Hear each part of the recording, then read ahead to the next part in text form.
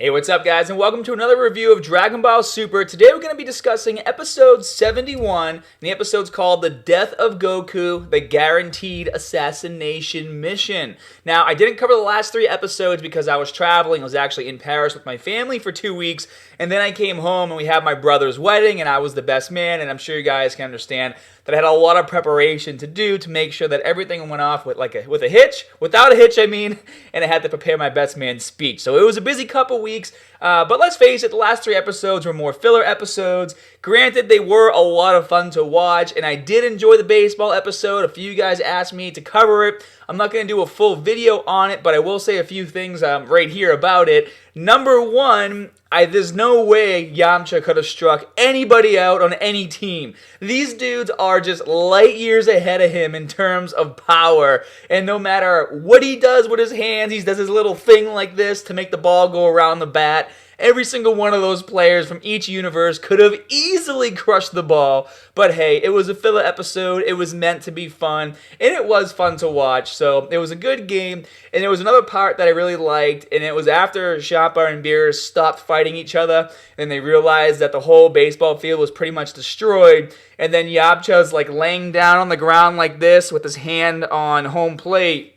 And I think it was Poir who said, "Hey, that looks familiar. That position looks familiar." And it's almost like I think it's basically the same image you saw after he got blown up by one of the Cybermen or one of the Cell Juniors. I forget exactly which arc it's from, but I mean, let's face it, we've seen Yamcha on the ground like that a lot of different times. And I'm sure if I researched it a bit more, I probably could have found exactly where they stole that imagery from, but it was definitely from one of those fights where he got his ass beat. I thought that was pretty funny. I chuckled quite a bit at that. But now let's get back to episode 71. Now, I want to know what you guys think about this episode down in the comment section below. And I do want to pre-warn you that I may have some spoilers. I mean, you're probably watching this to talk about the episode, and here's some spoilers anyways. I had my own thoughts about what was going to happen. And then after I watched the episode, I did some research, and I actually found out that I was, for the most part, pretty correct with my assumptions of how Goku died. And then obviously at the very end of the episode, after the credits, make sure you guys, if you're not watching after the credits, make sure you do, because you see a preview for next week's episode and you see Goku alive and well fighting Hit. And so few things happened. Number one, I don't know about you guys, I didn't really like how they started the episode showing his death and then getting into the episode. I have a few TV shows that I watch that do this sometimes, and I just don't like it. It really kills like the build-up for me of the entire episode. It's like, okay, we already knew he was going to die from the title of the episode. They were very clear about that. Goku's going to die, Hit's going to kill him. But, you know, I'd rather have the build-up and then see him die than see him die right in the beginning, and then literally like 10 minutes of him just like walking around with his eyes closed, which was kind of boring in my opinion, and we already knew what he was doing. He was trying to focus his energy to find Hit. By the way, I actually had sushi today, and I was trying to pick up 1 grain of rice with my chopsticks with my eyes closed, and I couldn't do it. I kept grabbing at least 3 at a time. So not only is that mind-numbingly frustrating, the fact that Goku kept doing it and then chewing that 1 grain of rice was very frustrating to watch. I'm like, just eat all the food, you know. It was pretty fun for me. But anyway, so getting into the episode, obviously there's a lot of filler of Goku kind of like, you know, walking around trying to sense Hit's energy. And I mean, it should be pretty obvious to you guys. It was pretty obvious to me, you know, in terms of raw power, obviously Goku and Vegeta are like up there, you know. But now we've seen that there are fighters from this universe that have abilities that can really come up and, you know, put a stop to their raw power. I mean, Hit, I don't think he is as powerful, even close to as powerful as Goku and Vegeta. I mean, obviously they have God Ki.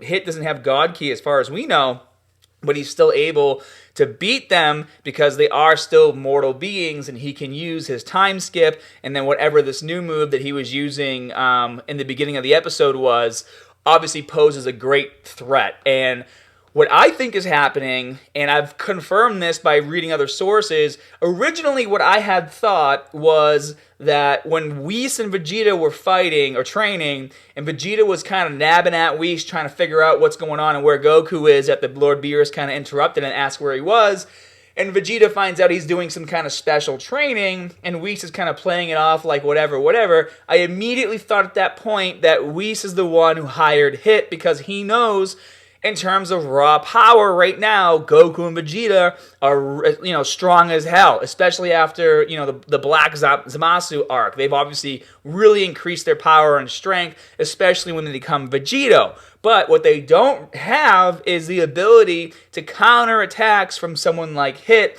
because they've never really encountered that before. And obviously, now that we learn that Hit has all these other moves he can do, and Whis knows that, if there's going to be another tournament, he wants to make sure that Goku is prepared. Now, what I've read online from future episodes that have been released in Japan and been translated by a few different people is that Vados actually is the one who hired Hit, and that's Whis' sister. And they don't know who the Grand Architect is who wanted Vados to hire Hit. But to me, it seems pretty obvious that it was Whis, because he just said, hey, can you hire Hit for me to go attack? Like, it's not really a big deal. Like, people are making it to be this huge deal of, oh my God, who was the one who really hired, who wanted Vados to go hire Hit? Like, it was just Whis asking her to do a favor for him. Like, I don't think it's that big of a deal. You know what I mean? So that's what I think. That's why I think Hit was hired to kill Goku. And it was really nice to see Hit kind of confront Goku, and Goku had his back to him, and Hit was kind of like, if you just run, because they don't know what the main, reasoning is behind, or he doesn't know why he was hired, maybe. Maybe Goku does. Maybe he was kind of filled in. That's why he knew Hit was coming. I mean, it should be pretty obvious that he knew Hit was coming, because Whis probably told him, hey, I'm going to hire Hit to come kill you, to train you. But Hit didn't know that, and I thought it was really cool that he gave Goku a chance to run, because he knew he was going to kill him. And then we saw the fight, and we saw Hit basically just do that invisible energy wave, take out Goku. Goku dies, and before he dies, he takes his own energy blast and shoots it into the sky. And I had already predicted that that energy blast would come back down into him somehow and revive him, and that's been confirmed by other people who read ahead into future episodes. And that's why we see Goku fighting Hit after the credits. So, I mean, but it still leaves the question of, was it enough for Goku to see Hit do that move once to know how to counter it and to know how to fight back? Because it would seem to me like we would just have a repeat of the same thing every time Goku and Hit meet each other. Or else, why wouldn't have Goku evaded and dodged that attack right from the beginning, So, I mean, in the past, obviously, we've seen Goku say things like the same attack won't work twice, and we've seen different characters say this as well. So maybe seeing it once was enough for him to get the knowledge he needed in order to be able to fight Hit later. Where they're fighting, I don't know, but it looks like it's going to be a really interesting fight, and we're going to be seeing probably some new moves by Goku, because obviously he had to come up with something to counter whatever Hit's throwing at him. So I thought it was a really good episode. I think 3 weeks of filler episodes was a little too much, in my opinion, but I'm really excited for the next arc, the Universal Survival arc. We're seeing things about Super Android 17. We're seeing Gohan's finally going to be coming back. I hope he throws the Mr. Sandman costume in the trash.